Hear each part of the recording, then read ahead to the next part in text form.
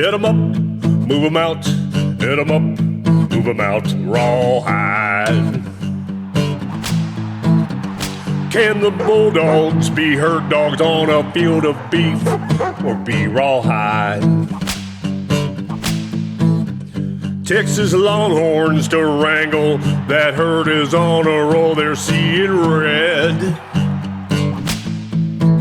Will Kirby's cowhands be ready? Will his gunner be the rustler over Arch? Hit 'em up, move 'em out, top 10 showdown, it's a football fan's dream. Rawhide!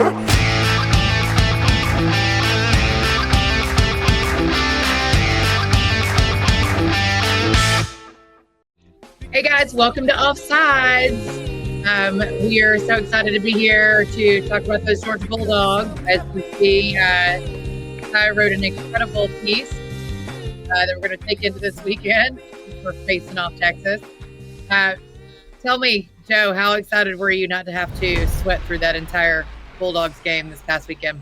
Well, it didn't start that way, Dana, did it? I mean, State took the drive and went all the way down the field and looked great. And then we went down the field and fumbled. So it's like, here we go again. But then after that, I think the defense really kicked in, as well as the offense kicking in, as well as sustaining drives. And they separated, which is great. They separated from State, and State is a good team. I mean, Texas had to do everything to pull one out from behind to win.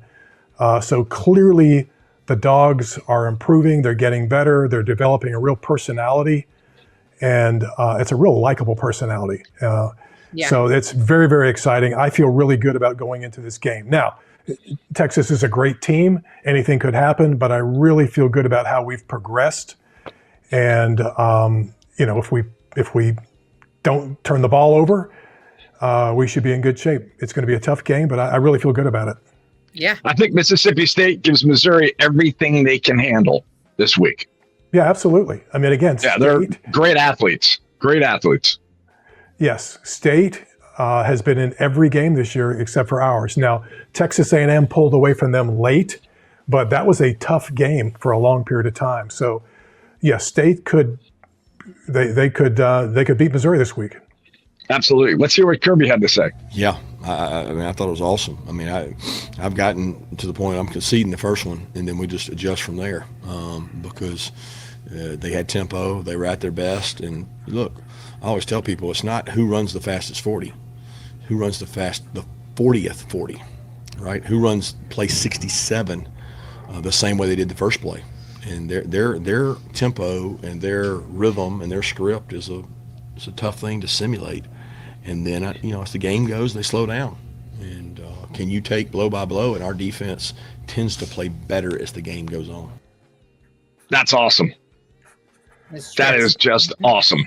That is really awesome. There's three things I pulled out from that. One is, as the game goes, things slow down. What he's saying is they slow down to us. It's really fast, that first series, like they really have us spread out. We got to play honest. We don't know where the ball's going. But as the game goes on, they slow down, which is our advantage. That's pretty cool, the way that he described that. That's pretty neat. But it's scripted. It's scripted as well, right? So that first series is scripted. It's tight, and then after that, when Georgia makes adjustments, State's going to have to adjust, right? And that's where the difficulty comes into play. Yeah, that's where it comes into play, and that's where it starts. We make great adjustments, and it starts to slow down. I love that. I love how he described it in that way. Also, Kirby used the word awesome, describing his team as awesome. That is not, the normal Kirby. So he is really, really bonding with this team and really feels good about them. To say that, to be as complimentary as he was. And so it's and comedy as well, where he's like, I'm just going to concede the first one. I mean, that is, and we'll talk more about this, but to me, it's not a new Kirby, but it's an evolving Kirby, where I think in order for him to continue to be at the highest level that he's at, he had to evolve and had to change. And he's done that, which is great for everybody, including him. Yeah. So talk more a little bit more about his network, Joe, and what's happened in his world. Obviously the football network.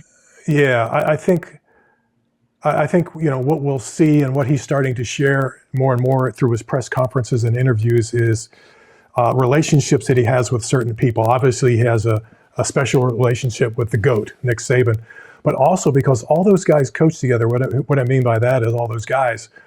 Sarkisian, he was at Alabama. Kiffin was at Alabama.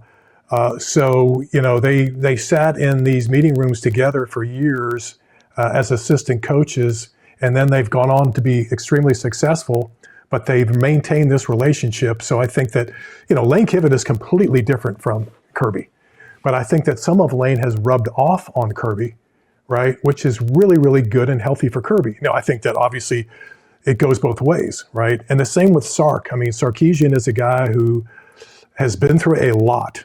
He's been through a real roller coaster with his life, and he's hung in there, and he's on top. So it's really cool for me to see somebody like Kirby have really genuine relationships with some of his toughest competitors. They truly respect and like each other, which I'm really happy for him. 100%. Yeah, and I think it helps us. I think it helps the. I'm sorry. Go ahead.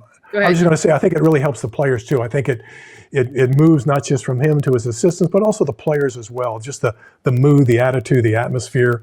I think one of the things I did this past week, which was really cool, was they were concerned about the early kick, how early it was, and it was a 6:30 wake up and all this and that. So what they did was they went out and got videos from a lot of the family members of these kids and parents and middle school coaches to reminisce about, remember when you were in middle school, you remember you were playing Pee Wee, and the kickoff was at 8 o'clock in the morning, and you loved the game. What a great idea. What a creative way to stay really connected and plugged into your team to get the most out of them. Pretty cool. That's awesome. That's very cool. Really cool. All right, so we got a big game this weekend. I mean, it's going to be UGA versus Texas. High stakes in this game. Number 10, highest. Number 5. Tickets the are highest. Yep. $1,800 a pop to get a ticket to this game. I mean, it's ridiculous. So, what are we thinking? What are we feeling about this? Well, I feel good about Joe, or you want me to jump in? Yeah, I'll start. I feel good about it, which makes me nervous to say that, right? But but we have, everyone knows now that we have really progressed as a team. We're really developing a personality. So there's a confidence there, but it's not overwhelming. It's a healthy confidence within the team. Now, that being said, Sark can say the exact same thing about Texas. Texas had a rough start, a challenging start, and look at them. Look what they've done. Everybody was getting ready to say, forget about Manning. He's a flop, and he has he continued to improve and throughout the season. So I think these two teams have a lot in common. I think the advantages were playing between the hedges, but it's going to be a good game. I think we can pull it out. So Tyler, before I talk about Georgia's defense, talk to me about 6.5. What do you think? Yeah, I like Georgia to cover it. I mean, I like Georgia in this game a lot. I mean, they're coming off the best game they've had all season. I don't really see Texas going into Athens at night and winning the game, better yet, losing by a field goal. They have looked better since they lost to Florida, but I still think Georgia covers that pretty easily. I got you. I agree. You got something else for Kirby there, Ty? His recruitment process, and what do you remember about it, just given the, I think, celebrity nature that comes with him in that last name? Yeah, it really wasn't about the celebrity nature of the last name. It was about the tape, have a good relationship with their family. I've known his dad for a while, his uncle for a long time, and his grandfather. They've got a wonderful family, but it has nothing to do with his recruitment. His recruitment was based on he's athletic, he's fast, he's tall, he's intelligent, he's got composure, he's got arm. I mean, he can do it all. He can run the ball, he can throw the ball. In this day and age, you got to have a quarterback that can do both. He can, and I think he's got great composure. He's not really affected by not many things. Even the way he's managed the hype and expectations of what he was supposed to be this year, none of that was. He didn't call any of that to come to him. It's just what the outside sources did, and it doesn't seem to have affected him. He knows he's got to grow and get better, and I think Sark's done a great job kind of bringing him up and allowing him to develop and get better. All valid points, but I still think that Georgia's defense has gotten into a groove, and they answered the bell last week in Starkville. I think that they've now they've transcended just like the offense has, right? I don't know, Joe, your favorite guy, the true freshman right guard, he's come into his own. He's gotten national notoriety. He's getting picked out in a good way every single telecast now. They're coming together. Yeah, just a gigantic human being, Juan Gaston. He's no longer a freshman in my book. I mean, the games that he's played so far and the experience that he's learned from all these reps and all these tough venues, he's no longer a freshman, which is fantastic. And so the running game is going to be critical. And how about Frazier, right? Oh. Chauncey had a great game against the Gators, and so now it's Frazier's turn. Fantastic. It was their first big breakaway, 80-yard touchdown. Fantastic. Great timing. They're really coming together at the right time. So is Texas. So it's going to be a great game. Well, and I think that we talked about this on the last show, that they were, there was never really a point where they looked like they weren't flustered or that they had it all together, but they really did change that this last weekend. Now, at the beginning of the game, did it look a little sloppy? It did.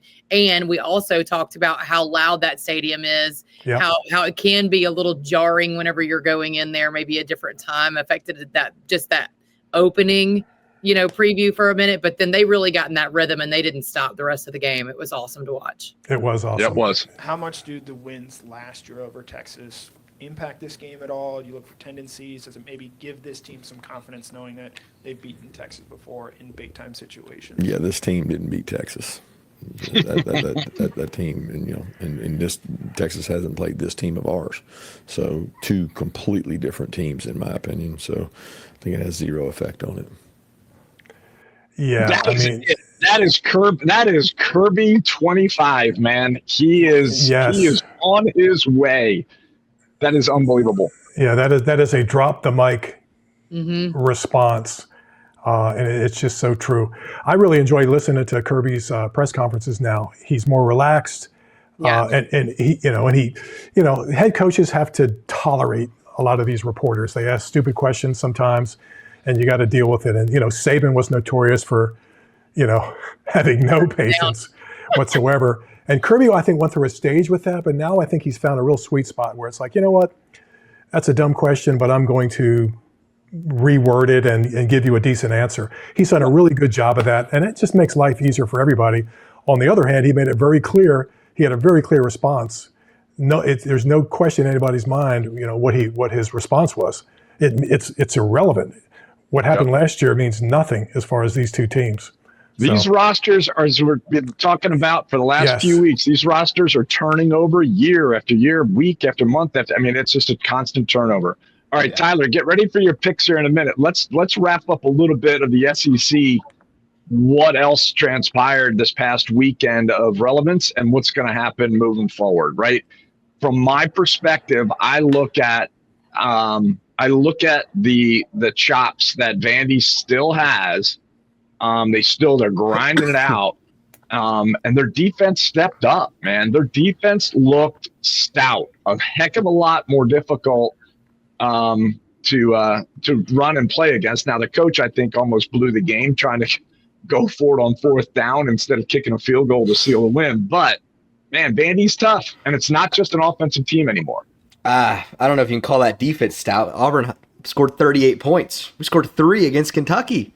Auburn has nothing to lose, right? Auburn, when you're playing a team with nothing to lose, that is completely playground football, you got to tip your hat to the athletes at Auburn. Tyler, don't forget, Auburn's athletic stack against Vandy's is still significant. So, and Durkin did a heck of a job as the interim coach. He may get the job. He did a heck of a job circling the wagons this past week. Joe, I like our there? chances against Alabama. Yeah, no, Durkin's got a good resume. They have Vandy put some points on him, but Vandy put points on everybody. But Durkin's got a good resume. And, he was the head coach at Maryland for a brief period of time, and then some unfortunate controversial issues occurred that were out of his hands, where he lost he lost that position as the head coach, which probably is a favor in the long run. Now he's in the SEC, and he is highly respected. But it's impressive to me that Vandy, everybody talks about Pavia and the offense. And they have a great offense and they can score points on anybody. But they've put together an SEC defense. It's hard to find those D tackles and linebackers and secondary that play at the SEC level and get them all at Vandy, right? Enough of them to compete every week with, I don't care who it is. I don't care who it is in the league. And he's done that, which is pretty impressive. Yeah.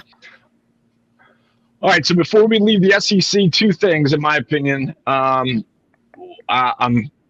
confused as to why Texas A&M is not the number one team in the country at this stage of the season, because they've answered every single question and delivered every single week. And the other thing is, can UK and or USC afford to make coaching changes now? This year, are they in tune, in line? Is that going to happen?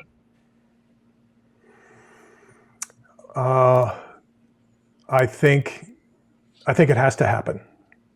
If you want to keep your fan base and your recruiting in line, I think you're going to have to make a move. It's the times we live in now. Yeah, I think there you go.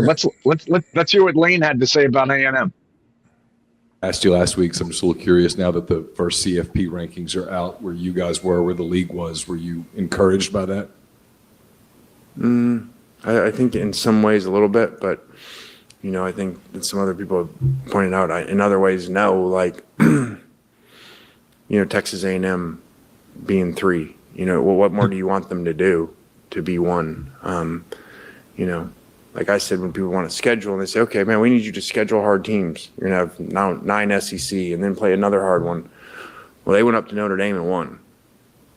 So those people that say, man, those schedules are worth it to play that.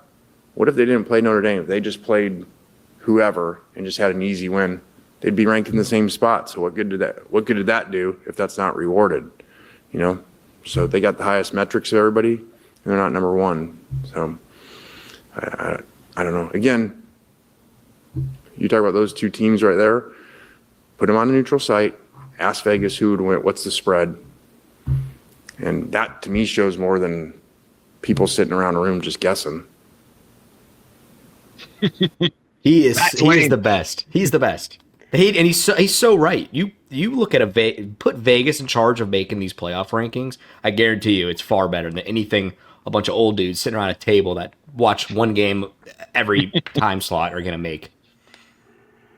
Yeah, but you know what Coach Elko from A&M is saying? Yes, that he's telling his team it's rat poison. It is rat poison. Yeah. Right?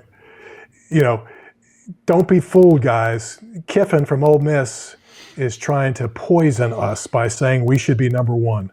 No doubt. Yes. No doubt. Right. And he is the best at that. Kiffin is the best. So good. He's so good. Yeah, he really is so good. He probably keeps the SEC coach group chat active. And all right, Tyler, go ahead. I'm sorry. Go ahead. No, it's fine. But I mean, I'm just gonna say, like, he's stroking their ego. He's blowing smoke because as tough as the games that they've played have as well as they've played, I don't necessarily think that their schedule has been as hard as some this year. So I think they still got a lot in front of them, and we're going to wait to see how tough A&M really is. I mean, beating Florida, beating Arkansas. I mean, it's still like you got to play Bama. You got to play Vandy. You got to play Georgia. Let's go. They haven't lost though. Yeah. They can't do anything about that. I understand. And look who they've played. I mean, great. Yeah. You didn't lose against LSU. I mean, they went into Missouri and whooped up on them. Alabama beat them by 3. Yeah. Yeah. I see the point. Austin Pay. So, I mean, Yes. nobody cares. Hey, I'll beat Austin Pay by less than 3 scores or whatever. And It was raining, Tyler. It was raining. Hey, I bet on Austin Pay that day, so I was happy. I think it's P, by the way, not Pay. It is Austin P, and I keep hearing people call it Pay, and it's messing me up. And you know what their mascot is? The Governors. The Governors. I don't know. I've never. The Governors, man. Absolutely. But yeah, A&M is not used to being in this position. They're just not. So that's the biggest challenge for Elko, is to make sure they're up every week, right? Because it's new. They got a target on their back. The Buckeyes are used to it. Georgia's used to it. The Hoosiers aren't used to it either, and we're going to talk about that a little bit later. I mean, holy cow. What a play to pull it out to keep that undefeated season going. Yeah. Amen to that. Yeah. Amen. All right, before we jump into the ACC and Georgia Tech, Tyler, anything jump out at you this week in the SEC, games-wise, spreads-wise? I mean, the other big SEC game of the week, Oklahoma at Alabama. Same spread. Alabama's favored by 6.5. I like that as well. I like that just about as much as I like Georgia to cover against Texas. I think those are very similar games. I think Oklahoma's looked a little bit better in the past couple games, but since John Mateer went out with his hand injury, it hasn't been the same team. So right. I look at Alabama to win that game by probably like 10 or something. So I'd happily take the 6.5. Give me the less than a touchdown, and same deal for Georgia. Less than a touchdown's easy money to me. Good deal. 2 great games, 2 great matchups. Mm-hmm. All right. We jump into the Georgia Tech Yellow Jackets. Yeah. Let's jump. Let's jump. Let's go. Let's do it. They're still hanging around, right? You got the ACC. The ACC has now got, 5-6 teams with 1 loss. It's going to come down to a crapshoot at the end of the season. Watch out. Miami is still lingering, not that far off the pace. But can Tech hold on? Can Tech get back into that number 1 position? Well, they are in the number 1 position. But okay, let me solidify my comment. Can they be there by themselves? Right? Are they good enough to be solo top of the heap? Right? Because right now it's a mosh pit of teams that could literally elbow their way through relevance, including Pitt, and wait for the committee to decide who's going to go to the championship. Yeah. Yeah. So the reason why they're on the top, well, the reason why they're on the top right now is because that's how the AP ranked them. We'll see what the committee thinks as far as of this group in the ACC. Who do they think is the best? Right? Because it could be one. It could be the only one that's going to get in. So a lot depends upon what they think as far as that goes. I mean, they really hurt themselves by losing to State and losing the way they did. Yeah. Their schedule is pretty easy the rest of the season, except for the Georgia game. So they should, win out in the league, and then obviously a really tough game in Atlanta at a neutral site to finish things up, which is it's great for Georgia that they can play in that dome that they're very familiar with. So we said that they were going to win out the rest of the season a couple weeks ago, and then NC State came in and proved us wrong. And I definitely, we'll see what happens in the dome, but our fans, or the Bens now, sorry, I'm still used to saying the dome, but our fans do show up for those games. Oh, and it's going to be, I think it's going to be tough for Tech. I don't know. I mean, hopefully they keep their momentum. I would love to see them advance even further. It was really sad to watch that game though, with NC State. But I definitely think they've got it in the bag this weekend. What about you, Tyler? You think they got it in the bag? Yeah. Boston College is pretty terrible, so I don't think they should have a problem. I haven't seen that spread. I'm sure it's like 3 touchdowns or something. But I'm pretty sure Georgia Tech, as long as they just win out, they'll be in the ACC championship, and if they win that, they'll be in the playoffs. I'm looking let's talk the Boston standings. College for once. Let's jump back to Boston College real quick. So, Joe, you came out with something earlier. I mean, you think O'Brien's in trouble at Boston College? Anybody who's 1-9 is in trouble, and even regardless of his resume in the NFL, as well as he did a great job at Penn State and offense coordinator at Alabama. No, I mean, again, it goes back to the two things, right? It's the recruits and it's the donors. You've got to keep them both happy, and 1-9, it just doesn't get it. So by your rationale, he's on the hot seat, so he's probably going to be the Falcons' next coach. We'll talk about the Falcons in a little bit. Yeah, we'll talk about them in a little bit. So they've got the worst coach in the history of the NFL right now, and but he was the right hire for that team at the time. So let's talk about let's stay focused on the fact that our friends at Virginia didn't stay focused, the fact that our friends at Louisville didn't stay focused. But at the end of the day, it's still, the ACC went from really, in my opinion, crystal clear, right? Crystal clear path between Tech and Miami a few weeks ago to now it's anybody's game, all right? I mean, Wake could end up messing up somebody else's season, and so could Cal. It's crazy. It is crazy. And if you go back to the Wake Georgia Tech game, that was a really controversial game. Absolutely. Where the Demon Deacons still think that they won, right? It was a horrible call. So, it's a mess over there. And the big boys, FSU and Clemson, have really we talked about this before, they've really let the league down as well. So they're not happy when it comes to the playoffs and prominence on a national scale. This is a tough year for the ACC.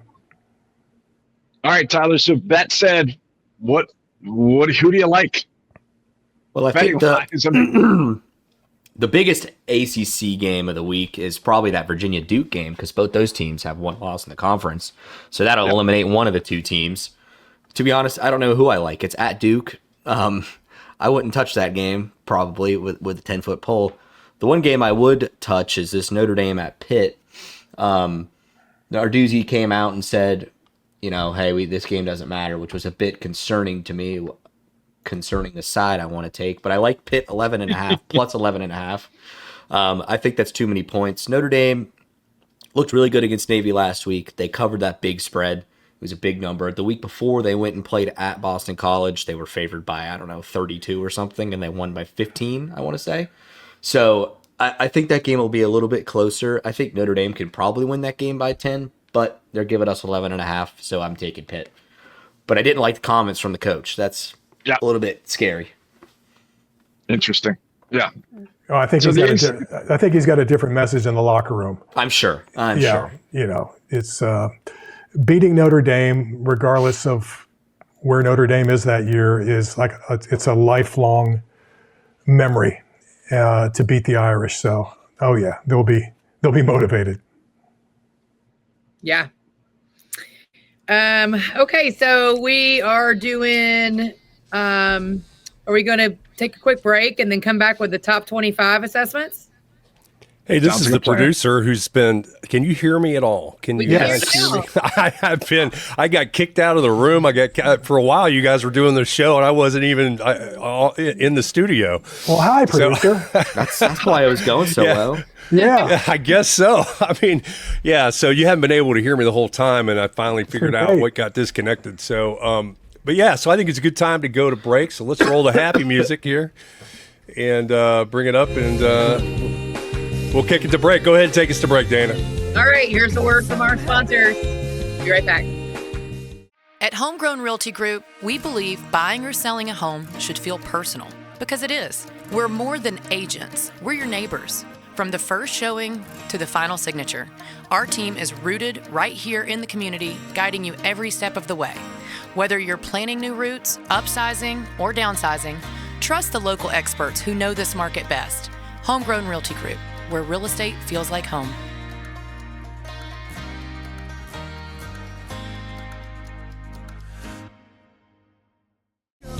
Okay, guys, we're back, and we're going to do the top 25 rundown. Okay, let's talk about it, guys. Get into it. Jim. Start with you. All right, I'm going to start bottom right because I think that these two teams, JMU and South Florida, represent, that David versus Goliath moment. And I'm going to a quick commercial for JMU. The Dukes bumped up a couple years ago from FCS, have been phenomenal. I had a pretty good game down there in Virginia once a long, long time ago, Joe, and those guys will bring it. I mean, JMU's ready to go. What do you think? Who of those two teams is going to get the nod? Back in the 80s, man, we got the black and white tape. Absolutely. The Dukes. We got it, man. Oh, my God. I think if those two teams played each other, it would be a great game. I think that maybe the Bulls have slightly more talent, especially with their quarterback is really good. But the Dukes have done a great job. Kurt Signetti. Frank was his dad, who was a head coach too.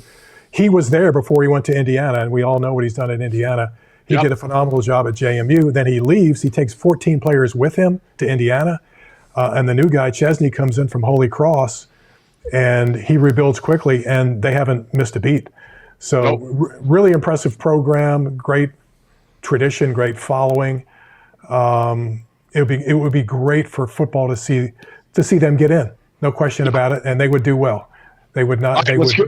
Let's go back up to the upper left then. I mean, Ohio State continues to be number one. That they continue to not cover, which is a massive issue. But I mean, what do you think? Book of business, Ohio State there belonging? Who are you asking? You. What do you think? Me? I have tremendous respect for the Buckeyes. I have no problem with them being number one. I really don't.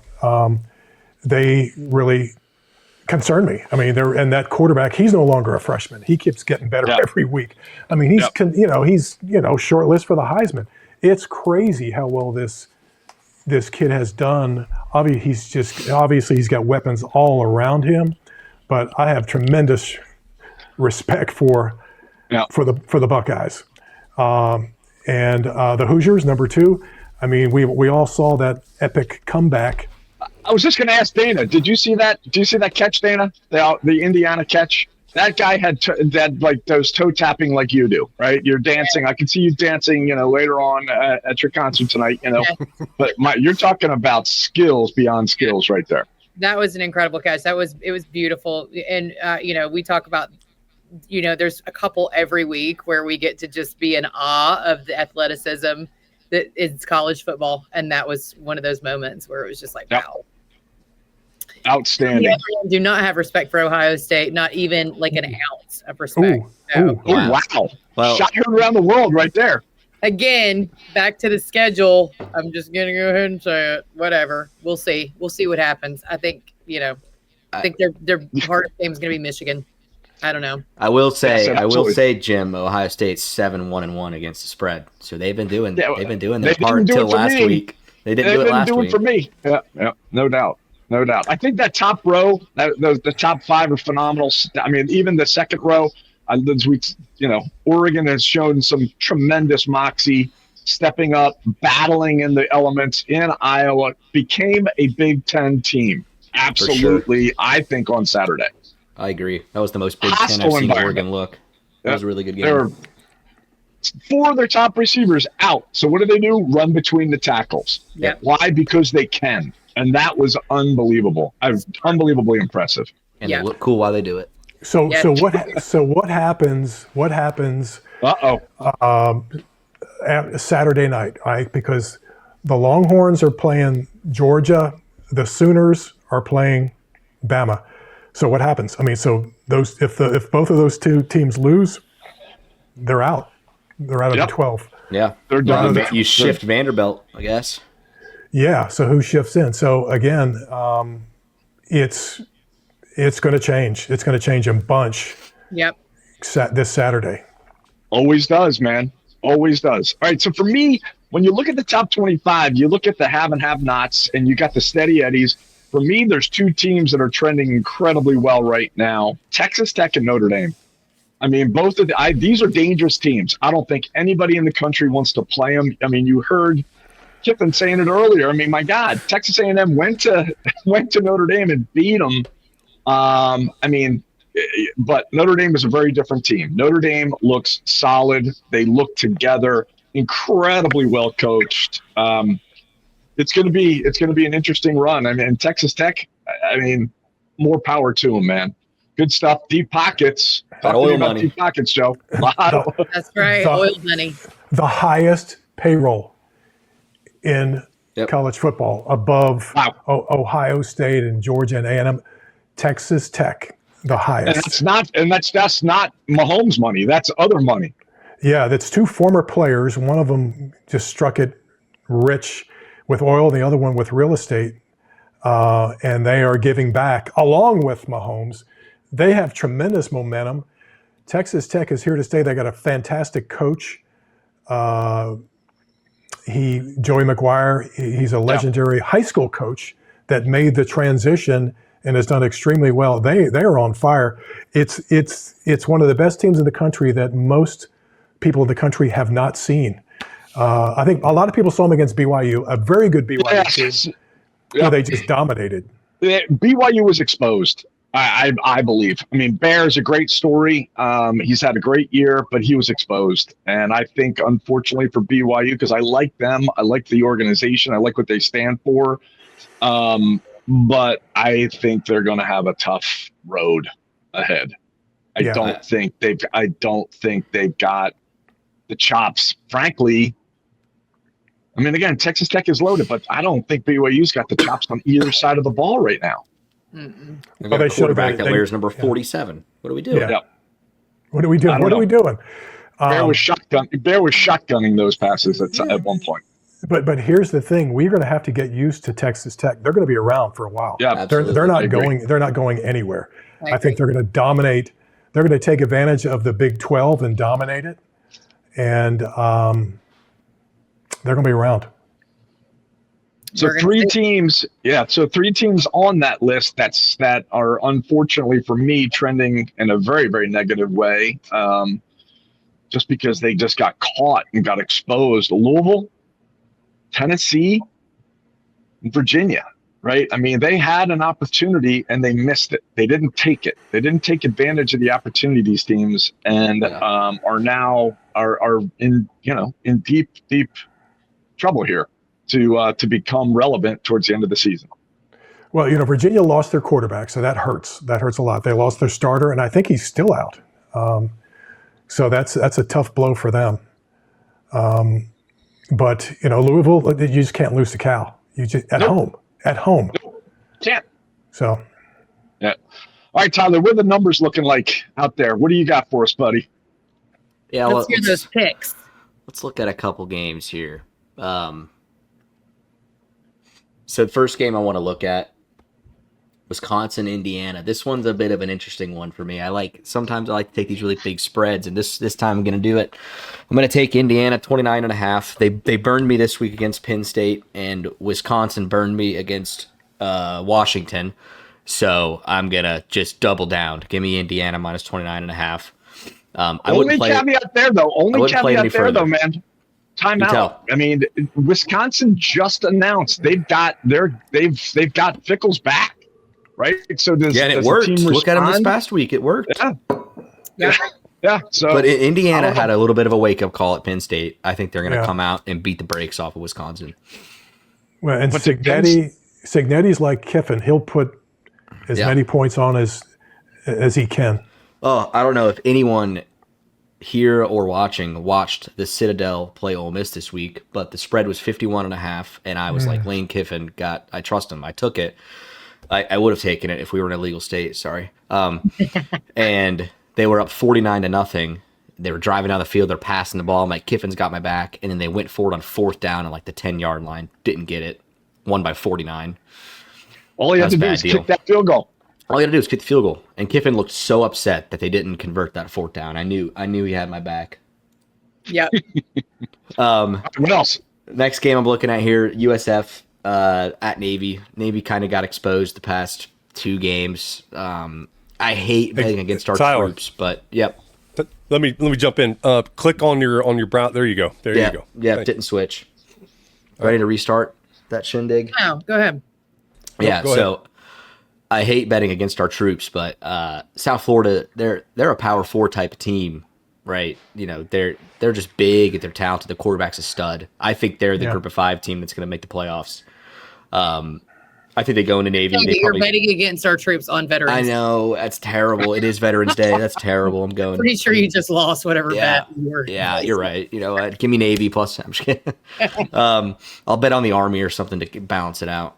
Yeah. No, but give me South Florida minus 10.5. They probably win this game by 2 touchdowns. So I don't even think I need to buy the half point here. I like it 10.5. And my final game that I'll be taking a look at here is Utah. Utah, I think, is 7-2 against the spread. They're playing Baylor, who's 2-7. It's a night game, but they're getting less than a touchdown and a field goal. So I like it. I think Utah probably wins this game by 10. So I'm taking the 8.5. I like the Utes. The Utes are tough. Oh yeah, well coached. They're tough. Awesome. And they're a part of that Big 12 that's kind of wide open outside of Texas Tech. Yeah, absolutely. And Baylor's in trouble. I mean, yep. Aranda's another one that's he needs to win out or he's in trouble because they've given him a lot of time. Yes, and they have. Lots of patience. He's got a great haircut, but come on. Yeah. You got to keep up with the conference. You got to keep up with Texas Tech, among others. So, you got to make a move. Yeah, and it's I feel so bad for Dion. He just continues to collapse and continues to just fall apart and blame anybody and everybody for everything, all of his miscues. But anywho, that's what he gets for stealing Travis Hunter from us. You got it. You got it. Totally agree. I've said it before, and I'll say it again. I love me Deion Sanders. I'm a true, Georgia sport girl. Love him. He's incredible, and he's just got a lot of growing up to do. You wouldn't love him if he was your head coach. And I don't know that he will anymore, right? Like, I don't know that if he'll get out of his own way, he could be an incredible coach. He's definitely got but he can't. No. He can't get out of his own way. So that's the problem. Yep. Well, so I think their best shot at getting another win before the end of the season was against West Virginia, and that didn't work out. So, you're looking at a 3-9 team, 3-9. So he should get hired by the Falcons. He should be on the. I guarantee he's on the short list. Arthur would love to have him. Arthur would love to have him. That fits his style. Absolutely. Yeah. I'm sick of it. He needs to damn sell this team. So what is Dion going to do after this season? What's he going to do? I think he's going to claim medical issues. He's going to step away, and then he's going to reinvent himself, and he'll be back coaching the Falcons in 27. Yeah, I think he'll just stick with his Blenders endorsements and just keep talking smack and probably start a podcast like everyone else, right? I mean, we'll have him on the show. Competition. We'll have him. That's right. That's right. So Tyler, does that round out your picks? Yeah, that rounds them out. Yeah. Okay. Well, Tyler, a little follow up here from the producer. I haven't had time to keep track, but how you doing this season, there, brah? Vegas. How you doing, wins. Tyler? I'll leave it at that. Say that again. Vegas always wins. I'll leave it at that. I probably had my worst college football Saturday this past weekend, so that it was not good, my friend. It was not good. No doubt. I think I've got to consult with my my much older brother on some of my picks going into this weekend. Oh, that's for sure. Well, let's take it to break, Dana, and we'll come back with Grab Bag. Okay, we're not going to talk about the Falcons, but let's go to Grab Bag.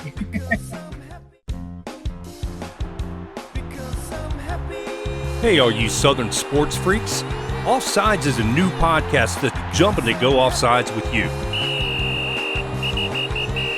Check out our full-length episodes on Rumble, YouTube, Facebook, and X.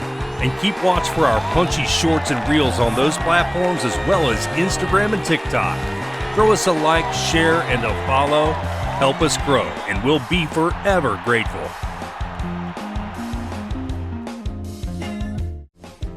All right, guys, we are back. And we are going to do a really quick mention on our Falcons going to Germany. And, Tyler, everybody had us getting blown out of the water in Germany by the Colts, and we did not. Including myself. I mean, it was a little surprising. I think, every Falcons fan had their hopes up at the end that we could pull it out. And then, boom. In true Falcons form, we lose it in overtime. It's not a talent issue. What's going on? No, it's incredibly unfortunate because we've played two of the best teams in the NFL the past 2 weeks, and both we lost one game by one, and we lost the other game in overtime. So, I mean, I've been saying it the whole time. It's not a talent issue. We've got an unbelievable offense, and we have a pretty strong defense too. I just think our coaching is terrible, our ownership's terrible, and I would love to see a fresh start of everyone from the top down that can, handle. We don't even have that high of expectations. We're the damn Atlanta Falcons. Just quit losing the games that we should win all the time. And don't forget the Buffalo blowout. Yeah. I mean, so top three teams they've played. They've played. Yeah, it's culture, it's leadership, it's direction, it's buy-in, it's commitment. All those things that the top level teams have consistently, right? I mean, the game last night, the Eagles won a slugfest, right? They showed they were willing to step up and go blow to blow and throw haymakers when they had to. I mean, it was an unbelievable game. Unbelievable game. Are you guys thinking that it's on both sides? Like, you think it's offensive coaching and defensive coaching? Because, I mean, everything that we're doing here, it's literally by, like you said, Tyler. Top down. Top down, Dana. Top down. Everything starts at the top, right? And as Tyler mentioned, it's ownership, it's general managers, it's coaching, it's the whole 9 yards. They have literally sat back and said, okay, how can we generate revenue in downtown Atlanta? Oh, yeah, and we got a football team. They're not focused on the right things, I think, for the community. And the good news is they just missed another Cousins window and have to pay the guy out guaranteed money for the rest of his contract, right, Tyler? Yep. Yeah. How long are we going to drone on about the Falcons? This guy's a Colts fan. We're just going to, it's like a droning Falcons Falcons drone. Fired. Yeah. No. Okay, so let's get some positive news then. Let's get some positive news because as all Falcons fans, we are just sad about it. And again, I just want to give a shout out to all of our players because they're exceptional athletes. And it's not because of short of exceptional athletes. It's just something is not gelling there. I just thought of something real quick. Just picture Kirby as their head coach. I'd be so happy. Wow. Would be so happy. 2 birds, 1 stone for me.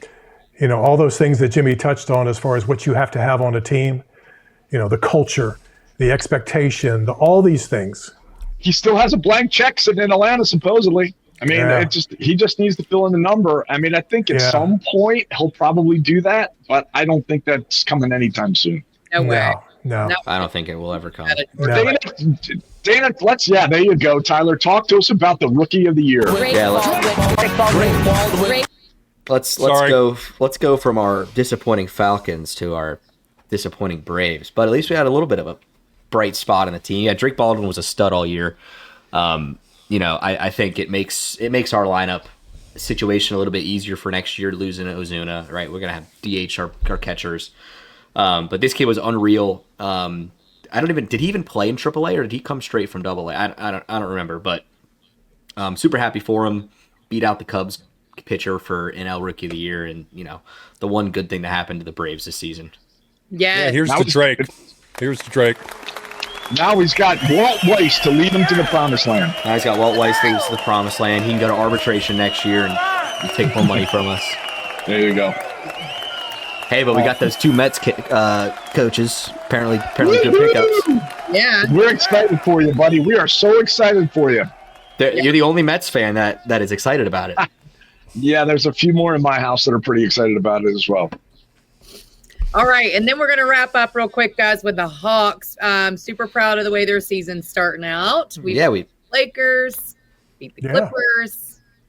You stayed up. Own LA. I stayed up last night and watched that game late. We beat the Lakers a couple nights ago by 20. We don't have Trae Young right now. He's our best player. He's right there in a hoodie. He's right there in a hoodie on the sideline because it's got to be cold. It's got to be really cold in that arena. Oh yeah, for sure. Yeah, you gotta be styling. No, but we look pretty good. We're the Hawks. Who would have thought the Hawks are maybe the best of our 3 big sports teams in the city of Atlanta? Wow. We didn't talk about it, Dana, but a couple weeks ago when I went to that Hawks game, it was an unbelievable venue, phenomenal facility, great people. The team didn't do so well when I was there, but hey, you never know. Yeah. They're turning it around. Luckily, you got so many games in the NBA that we got plenty of time to catch up. True. I love it. True. So, all right, we're going to wrap it up, guys. Anything else? Looking forward to Saturday. All right. Well, before we get off, our veterans, it's Veterans Day. So go out and hug a veteran. Service, and we can't wait to put those Bulldogs on Saturday. Happy Veterans Day, veterans. Happy Veterans Day. Thank you to our vets. In this world where attention is hard won, Storytel.media turns your vision into visuals and sounds that grab hold of people. I'm Ty Towers, and I'm a hands-on AV nerd with 35 years in broadcast production. I personally run camera, sound, lighting, edit content, design graphics, and arrange music. My knack for rhythm fueling razor-sharp edits. Leading a tight-knit team, we deliver stunning visuals and powerful messaging. While I've been honored with Emmy, Telly, and Promax awards, I really focus on your trust first and foremost. For leading companies, including industrial manufacturing clients, we bring trust and discretion and relaxed environments where your executives will shine naturally. We execute your vision with precision, making your story unforgettable. Discover our story at Storytel.media and let's make your story shine.